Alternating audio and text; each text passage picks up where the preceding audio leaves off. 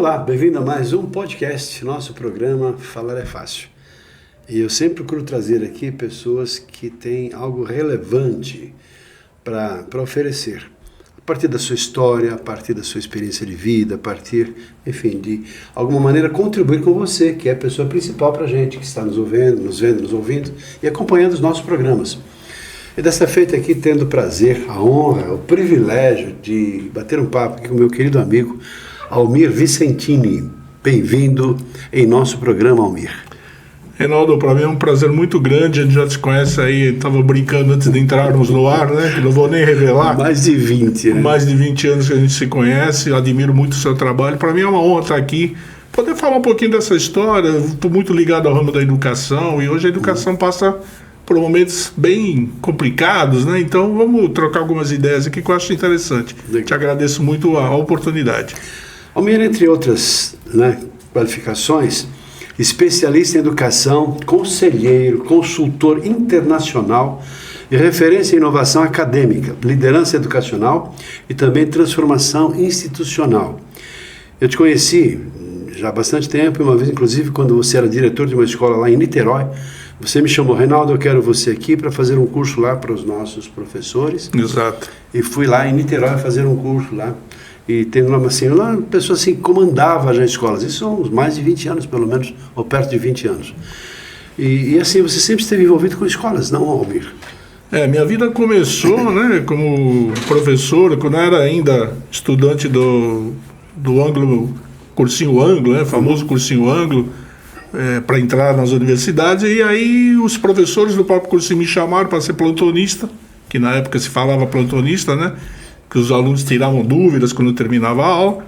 E aí comecei a dar aula de física, que era a faculdade que eu havia entrado, né, que havia sido aprovado, e daí a coisa começou.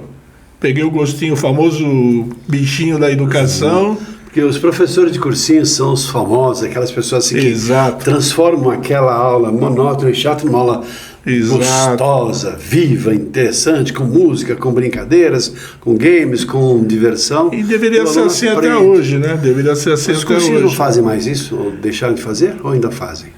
Eu acho assim, tem muitas questões que se encaixam. É óbvio que você não vai dar aulas magnas todo dia, né? Mas assim, você buscar alguns processos lúdicos, eu sempre uso isso como exemplo, né? Eu, como sempre fui muito ligado a essa questão que extra classe, que hoje se chama de competências socioemocionais, na época nem se falava disso, né?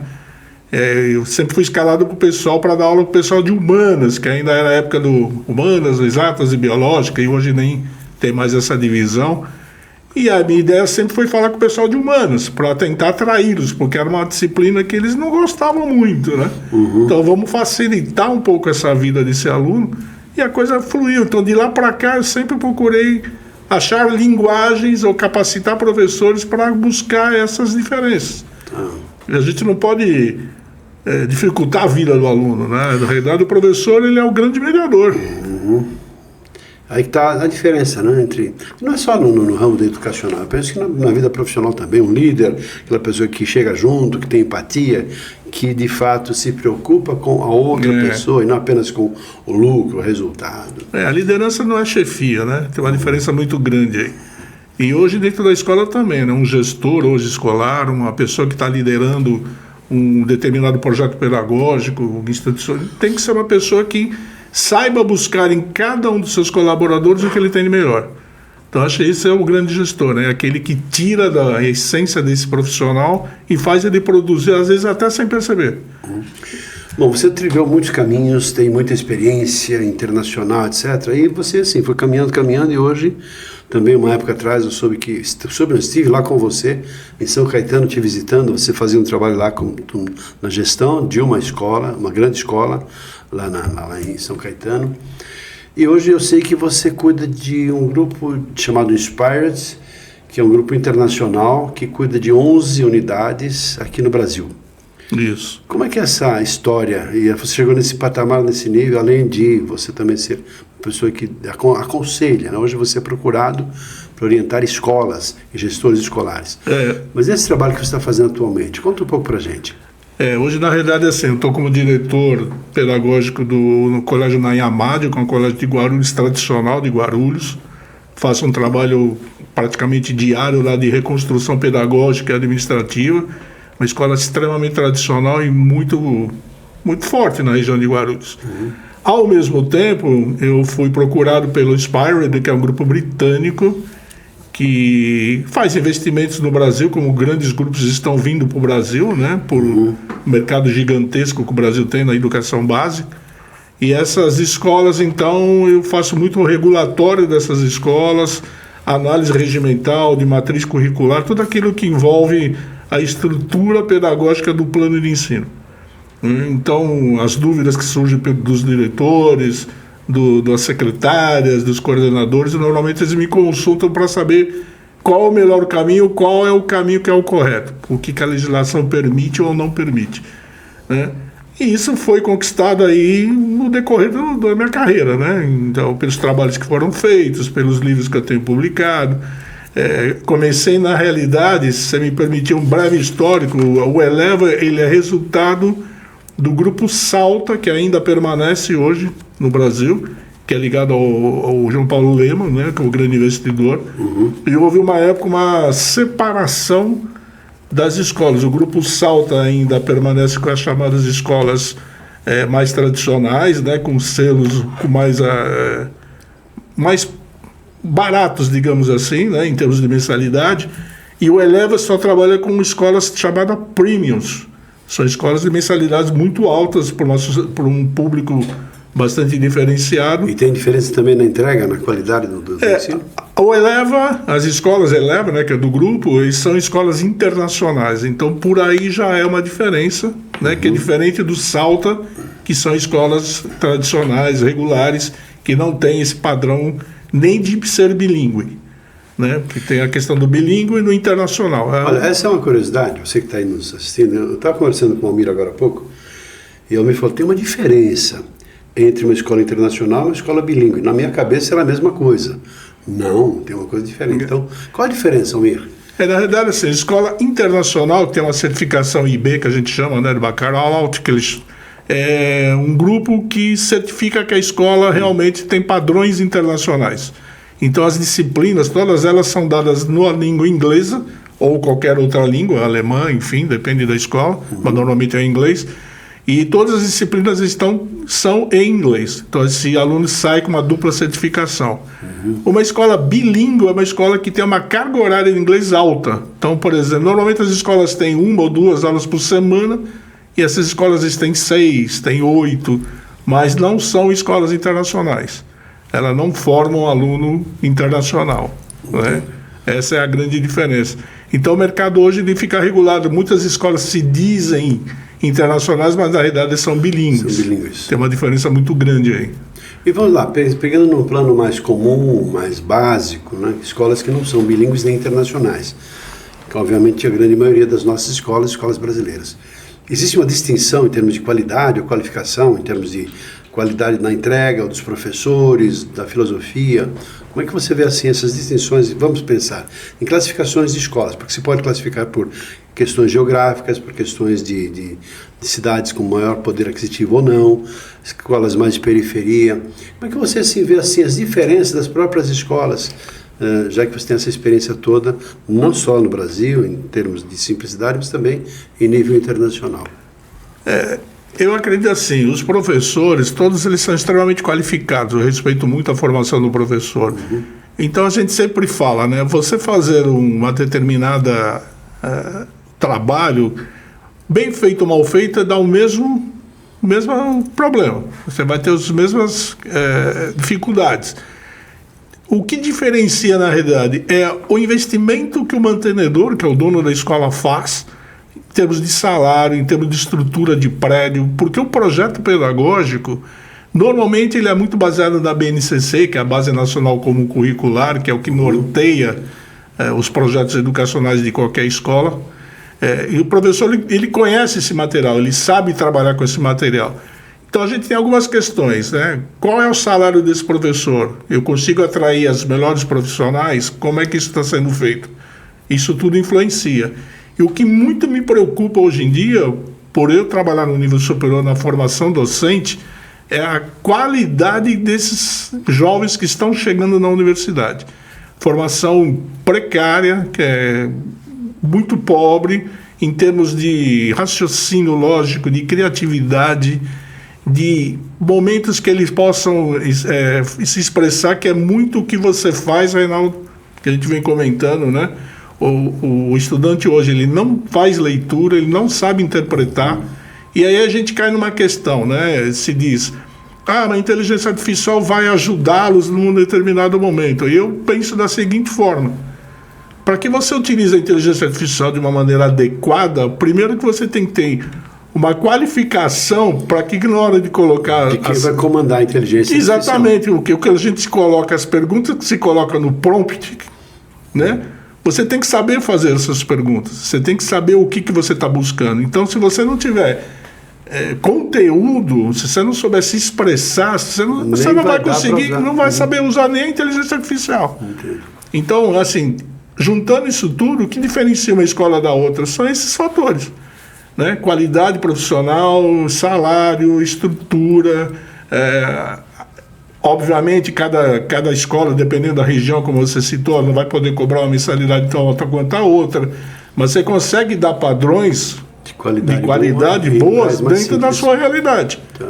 Né? Isso eu acho que é a grande diferença. Entrando numa outra esfera, estamos falando de escolas particulares, escolas assim que, né, tem lá seus mantenedores, os investidores, os anjos, etc. E no esquema mais amplo, nas escolas governamentais, de maneira geral, desde, obviamente, assim, de municipais e estaduais. Como é que você vê a qualidade? Porque antigamente, do meu tempo, antigamente mesmo... No meu? Assim, era tido como uma escola estadual, umas escolas estaduais, muito sérias. Mesmo estudei num colégio que tinha, assim, reprovava. Por meio ponto eu reprovei um ano em Química, dada a exigência, e não teve quebração de galho nem nada. Você repetiu de ano por causa de meio ponto nessa matéria. Repetia de ano, um ano inteiro por causa de uma matéria de meio ponto. Não quero dizer assim do rigor só, mas assim, toda uma estrutura muito séria em termos da qualidade dos professores, da exigência, dos trabalhos todos. Era muito difícil, porque trabalhava, estudava, mas mesmo assim tinha uma seriedade, professores abnegados, pessoas que tinham um comprometimento com os alunos. E até hoje, para você ter uma ideia, nosso grupo lá daquela época era o CPF, Jaçanã, Colégio Estadual Professor Eurico Figueiredo. E assim, até hoje nos encontramos, pessoas daquela fase do segundo grau, tal, nos encontramos até hoje, depois de um tempo, e aí nos reunimos, porque até os professores que nós tínhamos uma grande admiração foram convidados, até participam desse grupo. Era diferente.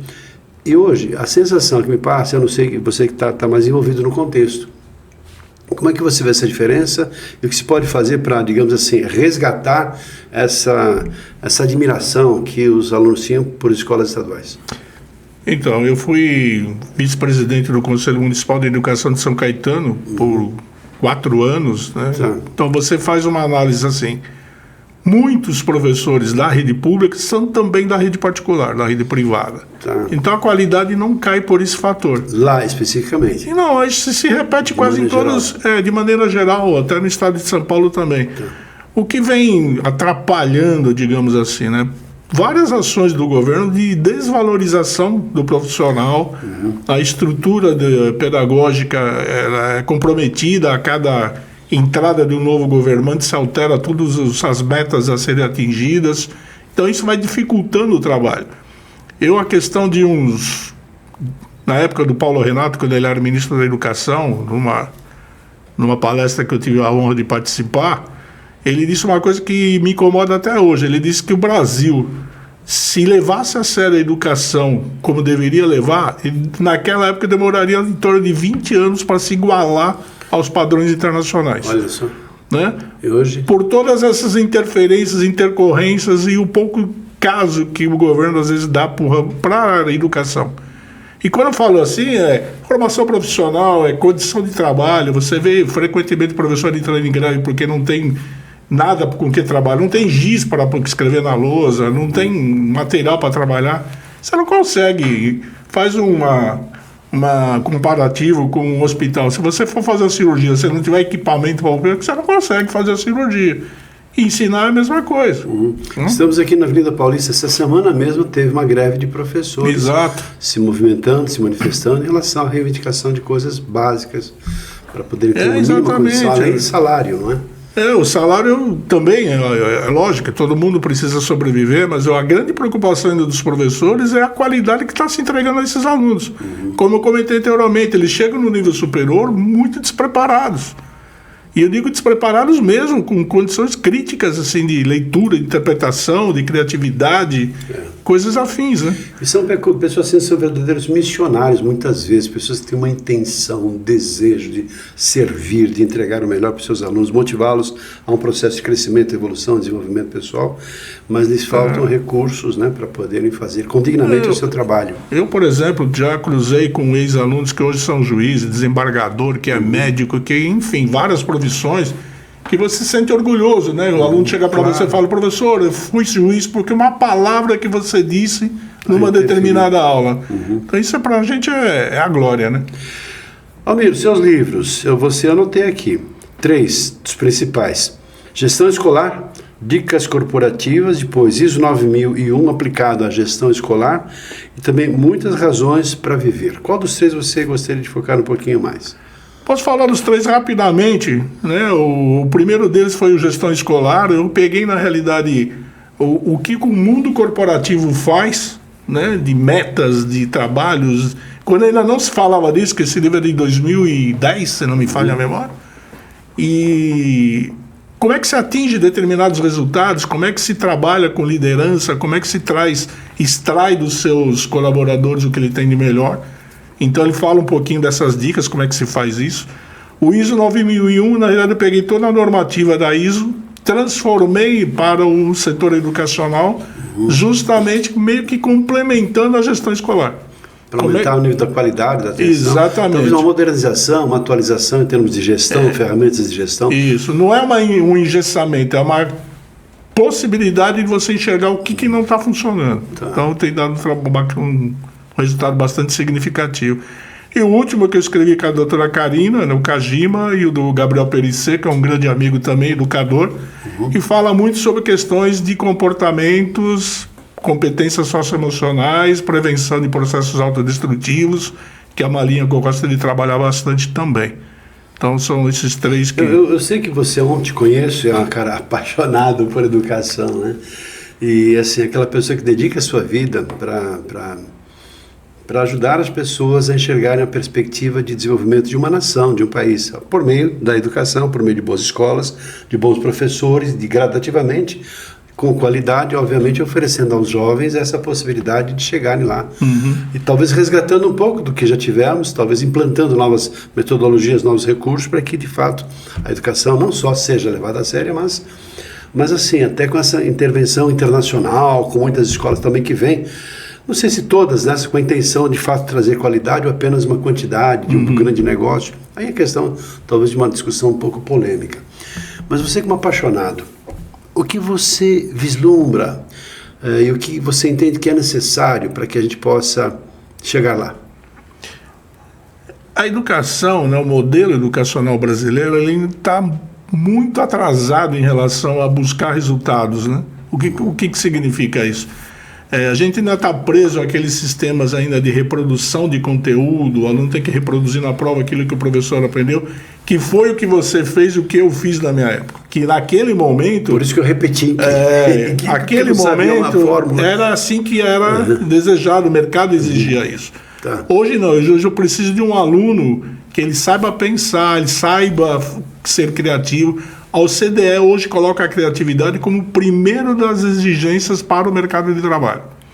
Né? Até 10 anos atrás era a nona, a OCDE, o Organismo Internacional, né, dos Estados, Sim. que faz a medição dessas tendências. Né? E há 10 anos atrás a criatividade estava em 9º lugar, ela já está em 1º. A resolução de problemas. Então, assim... Eu não quero que o aluno seja extremamente competente em química, mas que ele saiba resolver um problema a partir do momento que ele se apresenta.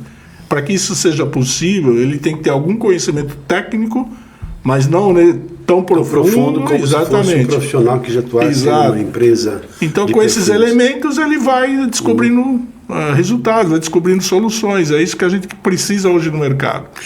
O meu filho, quando menor, ele assim, pai, não sei porque que eu estudo essa matéria, não vou aprender, não vou fazer isso. E eu, claro, filho, mas eu até entendendo a situação dele, colocando no lugar dele, mas filho, se você não estudar, você não passa de ano, vai ser necessário, tá, tu tem que fazer um esforço, sacrifício, etc. Mas pai, que coisa absurda, perdendo meu tempo aqui numa coisa que não me interessa, não vai me interessar, e o meu negócio é outro. Então, como aquelas diferenças, né, entre ciências exatas, ciências humanas. Você acabou de falar, me lembrando, CECEM, CECEA, Mapofei, meu Deus, você voltou no mercado lá que, olha, isso era questão de lá de muitos anos. Eu ouvi falar, não sabia disso. Talvez você esteja aí, talvez tenha ouvido falar sobre isso também. Não sei, depende, a gente vai descobrir a idade, se você vai, conhece, então você é antigão, não é? Mas, nesse contexto, como é que você vê? Um dia estávamos conversando, numa conversa rápida, algumas semanas eu tive o prazer e a oportunidade de reencontrá-lo, né? Você está falando assim, que tem uma tendência, não sei se é uma escola, alguma coisa, que você fala assim, de uma nova perspectiva, na qual o aluno passa a escolher, é uma escola, é uma tendência, o que é isso que você está falando? Eu aposto muito que esse modelo que hoje existe, né, dos alunos se deslocando para uma escola, para ficar agrupado como é um processo que já vem de mais de 50 anos para cá, né? Eu acho que isso não vai perdurar por muito tempo. O que eu acredito, né? Que hoje já existem algumas plataformas, alguns sistemas que eles customizam o aprendizado. Então o aluno ele tem um determinado momento que ele vai trabalhar em dessas plataformas, a plataforma vai propondo para ele determinados desafios e ele vai resolvendo através de um mediador, que é uma pessoa que vai auxiliando. Eu não acredito muito mais na provisão de professor, da cátedra, né, do ágora, que o pessoal sobe lá para dar aula dele e fala o aluno escuta. Seus conhecimentos. Isso ele vai mediar conhecimentos. Acho que isso é uma grande diferença.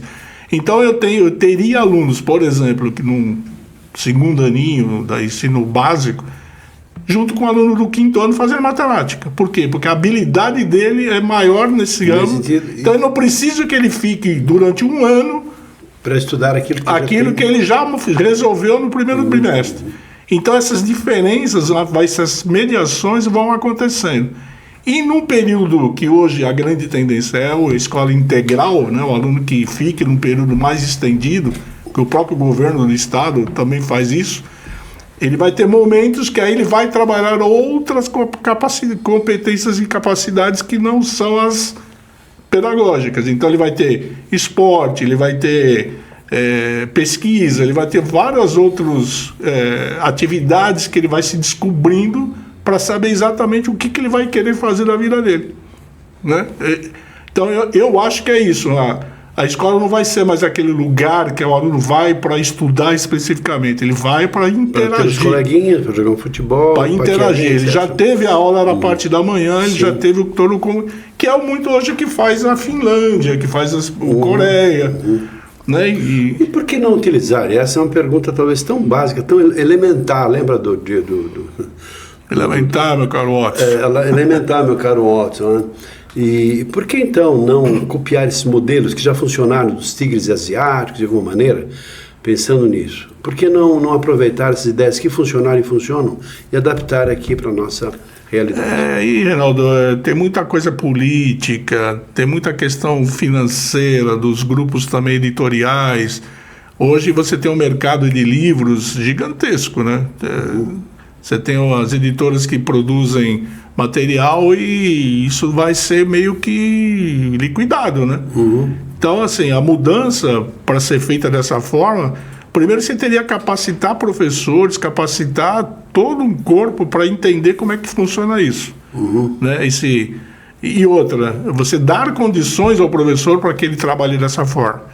Então a estrutura hoje não está pronta para isso, nem estrutura física, nem material e nem capacidade técnica. Eu penso assim, conhecendo você, apaixonado do jeito que é, e fico imaginando, imagine você numa grande secretaria de educação de uma grande cidade, e com essas ideias que você tem, desenvolveu, nessa visão internacional que você tem, e no seu comprometimento com a causa da educação, da evolução do país, em função do desenvolvimento de pessoas por meio da educação, me parece tão lógico isso, e o seu comprometimento.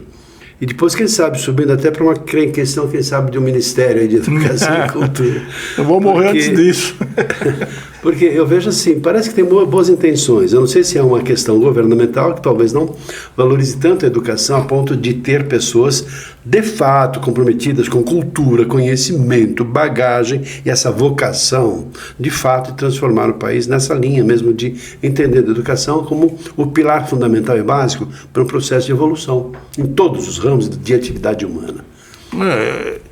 É assim, a gente fica às vezes bastante frustrado em relação a algumas decisões que são tomadas ou a falta das decisões, que o governo fica inerte, né? Por questões políticas, enfim, tem toda uma história aí desde a época da ditadura.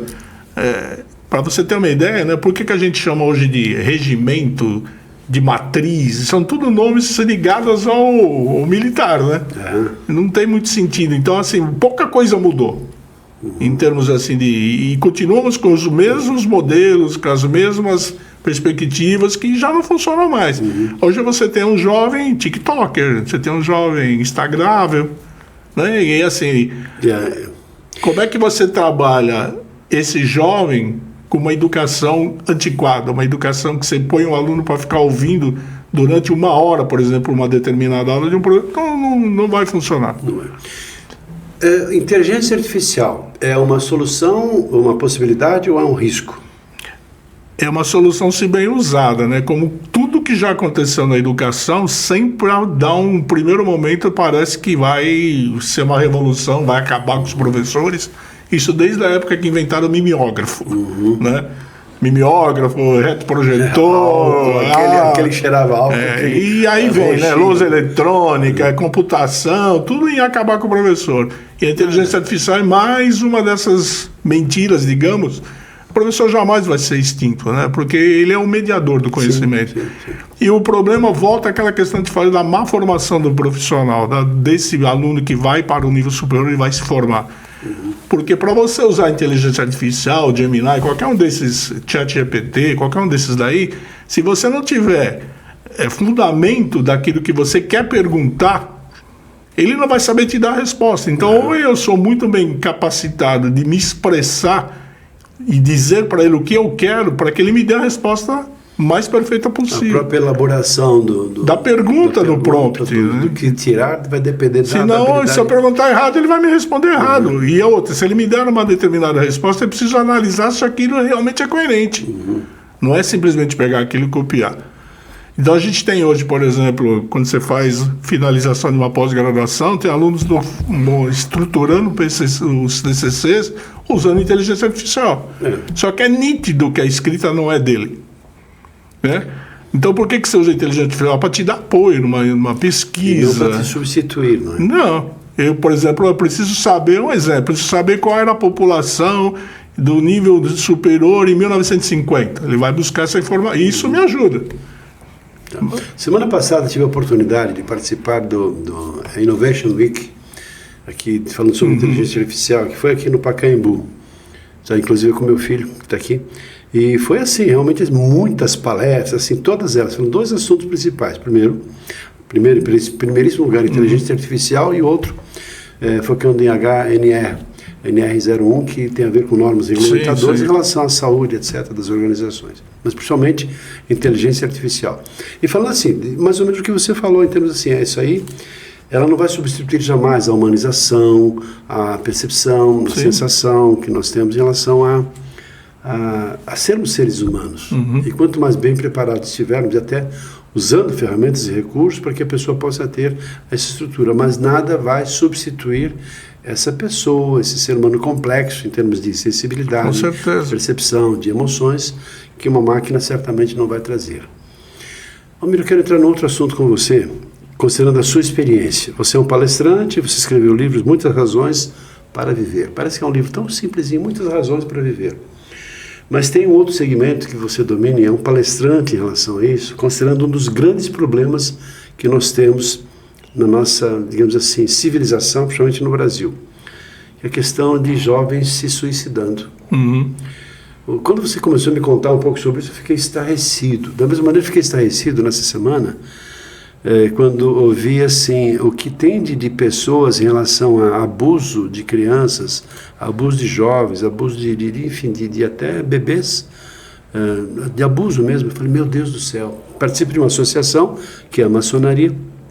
Nós temos lá um grupo, nós apoiamos e ajudamos, chamado Herdeiros do Futuro, que foi criado com o objetivo de apoiar jovens que passaram por algum tipo de violência física, emocional, etc. Não importa. Mas para que depois desses traumas eles possam, de alguma forma, apoiados por psicólogos e outros orientadores de serviço social, para que possam resgatar a sua própria dignidade como pessoa e como ser humano e possam ter uma reinserção na sociedade, na civilização normal, de maneira geral. Mas essa questão de suicídio, quando você me falou, eu fiquei estarrecido também. Me fala um pouco sobre isso. O que está acontecendo, em termos de alguma estatística que você possa ter, do que está acontecendo, porque normalmente não é um assunto divulgado. Aqui estamos num ambiente bem maduro, creio, e com profissionais, executivos, diretores, empresários, empreendedores, obviamente que são pais que têm seus filhos. É importante, entendo, falar sobre esse assunto, no ambiente certo também. Sim. Para não gerar talvez uma comoção e até estimular pessoas a entrarem nessa, talvez em função de desespero, encontrar essa solução. O que você tem a falar a respeito disso, pelo seu conhecimento? Um pouco para quem não tem acesso a esse tipo de informação, talvez seja útil para saber. A gente vive hoje um momento extremamente exigente, digamos assim, né? Você tem as redes sociais hoje que tem pessoas extremamente bem-sucedidas como se fosse um caminho muito fácil, famílias perfeitas, resultados de um trabalho sem muito esforço, que você atinge grandes objetivos. O jovem no processo de formação, quando ele começa a enxergar isso no TikTok, qualquer um desses as redes sociais, ele começa a achar que ele é o problema, né? Então assim, eu não consigo atingir esse patamar, a minha família não me dá apoio, o meu pai não gosta de mim, coisas do tipo. Então, se a família não souber apoiar e dizer... a doutora Karina, que eu conheço também há um tempão, já li um livro e foi feito com ela também, ela diz uma frase que é bem chamativa. Ela diz, se tem vida, tem jeito. Então, assim, você não pode tomar uma decisão definitiva para um problema que é temporário, né? O que isso significa? A cada faixa etária, o que é um problema, para outra faixa etária é uma bobagem. Né? Então, por exemplo, você pega um filho seu que tem 14, 15 anos, por aí... Fala, pai, estou desesperado porque eu desmanchei da minha namorada. Qual é a reação do pai? Você vai ter outras 10. Naquele momento, não é a resposta que ele está esperando. Ele precisa do teu apoio, do teu acolhimento, da tua escuta. E depois, lá na frente, ele vai perceber que realmente não era um grande problema. A vida não acabou. A vida não acabou. E assim sucessivamente. Um resultado ruim na escola... uma quebra de amizade, coisas do tipo, né? Então, o que vem acontecendo? Antigamente você tinha um grande faixa que se suicidava na faixa aí entre 25 e 40 anos, que era uma idade que você não tinha atingido os objetivos que você supostamente planejou, era uma frustração por vários motivos, às vezes até familiares, de saúde, e acabavam tomando essa medida.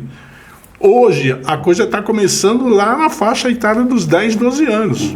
Então, eu vou te dar um exemplo. É muito preocupante, claro. Muito, porque eu tenho, por exemplo, agora, em torno aí de uns 8 alunos na faixa dos 12, 13 anos que estão afastados da escola por alto grau de ansiedade e depressão profunda. Olha. Alunos com 14 anos de idade.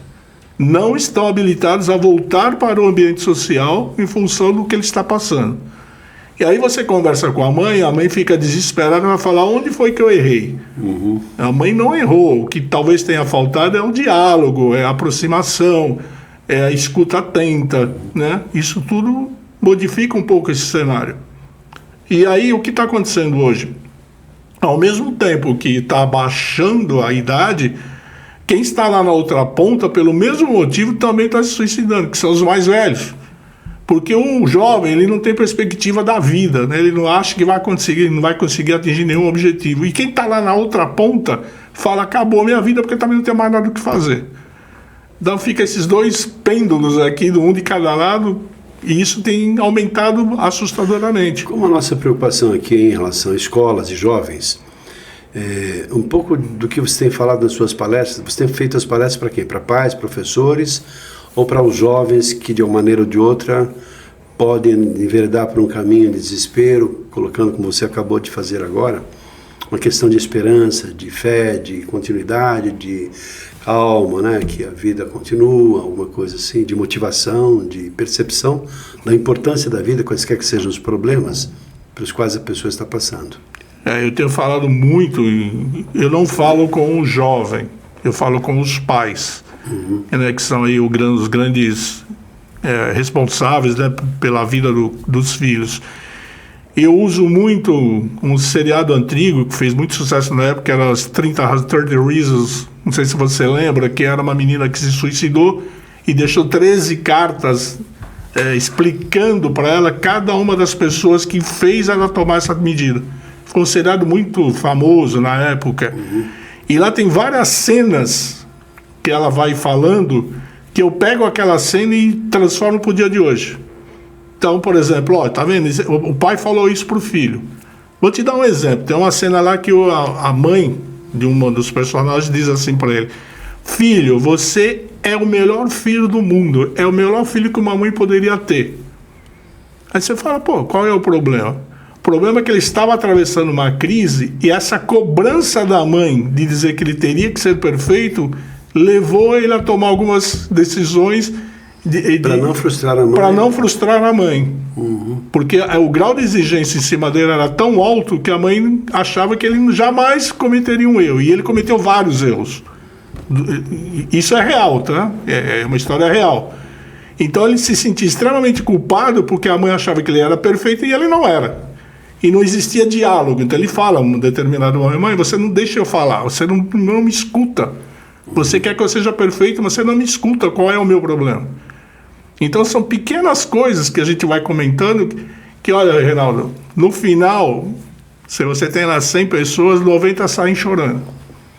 Porque os problemas estão próximos, né? Questões de gênero, por exemplo, né? Questão de tendências até sexuais e questões assim, que antes realmente eram um trauma, um tabu tão grande. Hoje, assim, existe já uma certa aceitação, mais tranquila, com certa normalidade, e o esclarecimento dos próprios pais, da sociedade de maneira geral.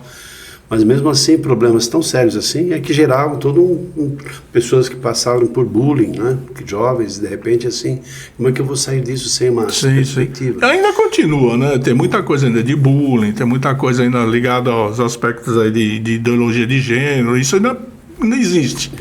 Só que hoje se permite falar sobre. Né? Você concordar ou não concordar é uma outra questão que não cabe o mérito aqui, mas assim, o problema existe, a situação existe e a gente tem que discutir e transformar aquilo de uma maneira palatável para todo mundo, né? Você tem que acreditar que não tem como fugir daquilo. Bom, cara, olha só quanta coisa linda, quanta coisa bonita você tem para nos orientar. Um verdadeiro professor está nos dando uma aula aqui sobre escola, sobre tendências, sobre entendo que assim, talvez seja uma das entrevistas mais importantes que eu fiz até hoje nesse sentido. Te agradeço, em função até do tema, do assunto, porque eu acredito, a exemplo de você, que a educação é a solução. Só tem ela. A educação é a solução. Nós vemos aí países asiáticos que em pouco tempo, Coreia, etc., que em pouco tempo conseguiram, naquele pós-guerra, os tigres asiáticos, por exemplo, o Japão depois da guerra, pegou e levou a sério. Você falou da Finlândia, que é tido como a referência no mundo em termos de educação, da principal, ou seja, esperança para o Brasil. Quais seriam alguns caminhos sob a sua perspectiva? De que maneira nós vamos, primeiro, a conscientização, política, etc., como você já falou, mas além disso, o que mais que você acha que os pais podem fazer, que os professores podem fazer, que as empresas, os empresários podem fazer para reverter, mesmo que numa pequena parcela de contribuição, para que a gente tenha um mundo melhor nesse contexto, Valmir? Eu acho que aí o grande diferencial vai ser o relacionamento com as famílias. As famílias hoje estão muito distantes da escola e acreditando que às vezes a escola vai contra o filho dela. Né? Então, quando você às vezes convoca um pai para uma determinada reunião, para tentar dizer para ele, olha, seu filho não está bem, ele não está acompanhando, ele tem um alto elevado de faltas, qualquer situação que fuja, é um problema. A família às vezes fica brava com você ou vai contra aquilo que você está orientando. Exatamente. Então eu sempre digo, mãe, eu só te chamei aqui porque eu acredito no seu filho e eu acho que ele tem condições de sair do momento que ele está passando. Então eu não levanto de manhã, pego a lista de alunos, coloco o dedo aleatoriamente e falo, hoje eu vou chamar esse aluno porque eu quero ter alguma coisa para fazer. Né? Se eu estou chamando a senhora, estou, entre aspas, usando meu tempo para conversar com você, acredite que eu quero o melhor para o seu filho. Então, se eu tiver o apoio da família, entender o que está acontecendo em casa, vai me ajudar muito. E isso é uma realidade. A família que realmente te escuta passa a ser... passa a te ajudar no processo, o resultado vem muito rapidamente. E aí você fala de aspectos pedagógicos, aspectos emocionais, aspectos sociais. Porque às vezes a gente chama a mãe não é porque o aluno está indo mal na disciplina, mas porque ele não está interagindo, ele não tem amigos. Talvez seja um carente, talvez seja com problema de saúde, o que está acontecendo? Não enxergue direito, sei lá. O que está acontecendo? Então a gente ouve muito, mas em casa ele fala, mamãe, em casa, mas aqui a gente... Nem tem tempo de convívio em casa. Exatamente. Mãe e pai trabalham, chega lá, tu vai dormir, etc. Nem tem fim de semana e olhe lá, porque... É aquela história, né? Que se você chegar pro teu filho, você também já teve filho, hoje eles estão maiores, você chegar em casa e perguntar, como é que foi tua escola hoje? Ele vai dizer, foi bem, parou aí. Né? Você tem que talvez fazer pergunta... É difícil arrancar deles assim alguma coisa. Exatamente, porque a pergunta é errada. O que aconteceu? Que aula que você teve hoje? O que teve na aula? Foi isso, pronto, acabou o assunto. A pergunta talvez seja colocada errada, né? Talvez você fala para ele assim... Pô, filho, bacana, hoje você teve uma aula de português, eu lembro que na minha época eu aprendi tal coisa. Como é que tá hoje? Legal. Você vai tentando trazer o diálogo, né? Perguntar se você tá bem, tô. Morreu o assunto. Morreu o assunto, entendeu? Por quê? O cérebro, você sabe disso, né? Quando você faz uma pergunta direta, ele se fecha, né? O córtex... Sim ou não? Sim ou não. Ele não vai se abrir, ele vai se proteger. Aí chama das perguntas abertas ou perguntas inteligentes. Exatamente, é a grande diferença, né? Que é o que um psiquiatra capacitado faz, né? Ele te pergunta de uma maneira diferente.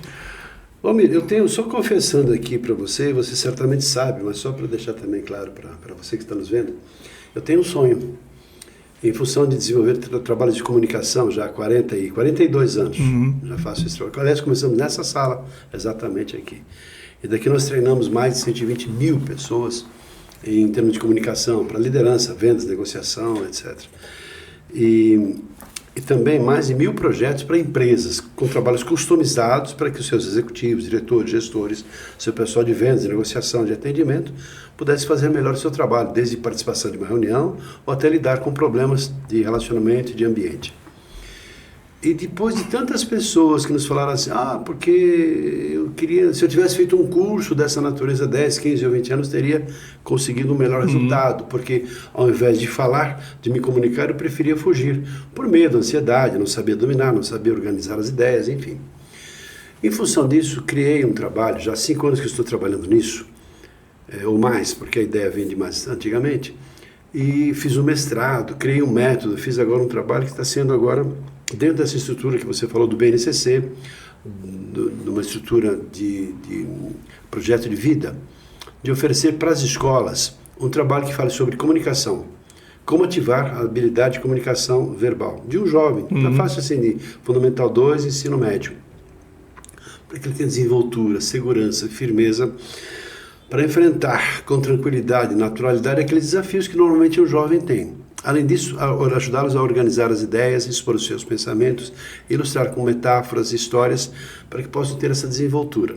E junto com isso, nessa linha do BNCC, inserimos também, além de comunicação, empreendedorismo e liderança, formando um trio, e oferecendo em aulas prontas, 40 aulas por mês, por ano, e em 3 anos.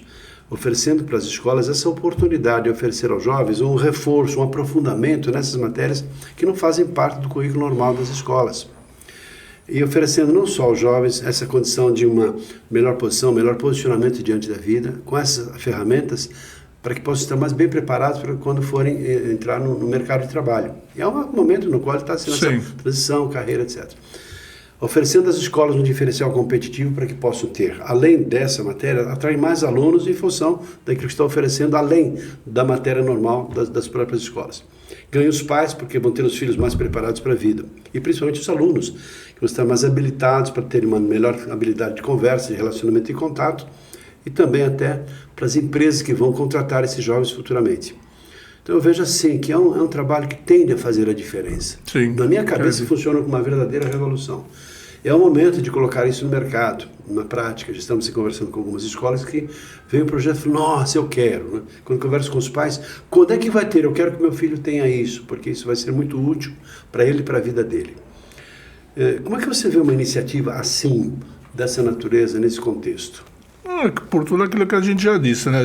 Você está falando de escolas internacionais, existe uma disciplina nas escolas obrigatórias que se chama speech, que treina o aluno a falar. Basicamente, Sim. A pensar, raciocinar e expor a sua ideia. Então são determinados temas que são trabalhados e o aluno tem um determinado tempo para colocar aquilo para a sala. Então você começa a tomar confiança de como se comportar, de como falar. E o que você está colocando, a BNCC permite, que é o chamado itinerário formativo, como um diferencial dentro das escolas. Então você pode trabalhar isso como um projeto de vida, porque vai reforçar tudo aquilo que ele vai buscar. O empreendedorismo faz parte do projeto de vida, né? Você tem que ter essa condição. Mas como eu faço isso? Né? Como é que eu chego lá? Se eu não tiver essa capacitação que você está citando, de como instruir, de como argumentar, de como estruturar, de como pensar, eu não consigo fazer. O jovem hoje não consegue fazer, ele não tem essa capacidade. Então eu preciso dizer para ele, siga determinadas técnicas, né? Tudo hoje são técnicas. Técnicas, são estudos, metodologias. Exatamente, você aprende determinados mecanismos e aí vem a questão da criatividade, da resolução de problemas. Com aquilo que eu li, eu consigo buscar outros caminhos. Aí a coisa começa a ficar muito interessante, né? Porque qual é a grande diferença hoje no mercado de trabalho? A gente está falando de uma geração Z que é pouco comprometida com o resultado e com o trabalho. Então, assim, qualquer diferença para um jovem, ele vai alavancar a carreira dele, assim, violentamente, né? Porque as empresas estão buscando isso hoje. Eu preciso ter um jovem que saiba resolver um problema que aparece do nada. Né? O que está no catálogo, aperta o parafuso 3 vezes para a direita, isso eu não preciso ter ninguém muito capacitado para fazer. A inteligência artificial vai fazer isso, entendeu? Como é que eu saio de um problema que apareceu e eu não estava esperando? Como é que eu transmito isso para os outros? Como é que eu estruturo esse pensamento? Para mim vai ser uma revolução mesmo. Bom, Almir, prazer. Tem tanto assunto para a gente falar que eu quero que a gente venha aqui, vou te convidar outras vezes. Só assim, liderança educacional. Olha só os temas que tem aqui: formação de líderes e propósito, estilos de comunicação e mais assim, até esse aspecto que você acabou de responder em relação a essa diferença, né? O próprio perfil que você tem para discutir sobre educação do futuro, liderança educacional, inteligência emocional, transformação digital. São temas que a gente pode pegar um tema desses e fazer um podcast só sobre cada um desses temas. Formação de professores, gestão institucional, educação corporativa. Esse moço aqui é um acervo cultural andante, não é? Valeu só por esse moço, aí já valeu ter vindo aqui hoje. Deixando assim um conselho aqui, pode ser que os pais vão lá educar os filhos. Que conselho você daria para os pais, o que eles devem fazer para uma orientação para os filhos, pela sua vivência, experiência, uma coisa bem rápida. Pai, então eu quero te dizer uma coisa. Pai, mãe, acredite no seu filho, a solução do mundo está no seu filho, porque se esse jovem estiver consciente do que ele está fazendo aqui no mundo, você pode ter certeza que a gente vai mudar. Porque a nossa geração aqui, e acredito que a de vocês também, estragou o mundo todo, né? Então a gente derrubou árvore, a gente poluiu o rio, a gente fez muita coisa errada e o jovem hoje tem essa capacidade de movimentar uma rede social e fechar até uma indústria que porventura não obedeça os padrões que ele acredita que são os corretos. Então, ó, conversa com o seu filho, é 5 minutinhos, chega em casa, filho, tudo bem, como é que você foi seu dia hoje? Conta um pouquinho para mim, o que você aprendeu de novo? Pai, 5 minutos fazem uma diferença muito grande na vida deles. Então, o recado que eu deixo é esse, né? O filho, eu brinco muito lá quando eu faço atendimento de pais, o filho é de vocês, ele está emprestado para a escola. Então, quem tem a responsabilidade maior que tem que lutar aí para que ele seja alguém na vida. Beleza. É isso. Quiser deixar também o seu contato, caso alguém queira saber um pouco de você, alguma escola queira te conhecer, saber um pouco de alguma necessidade de uma orientação, de uma palestra, fique à vontade.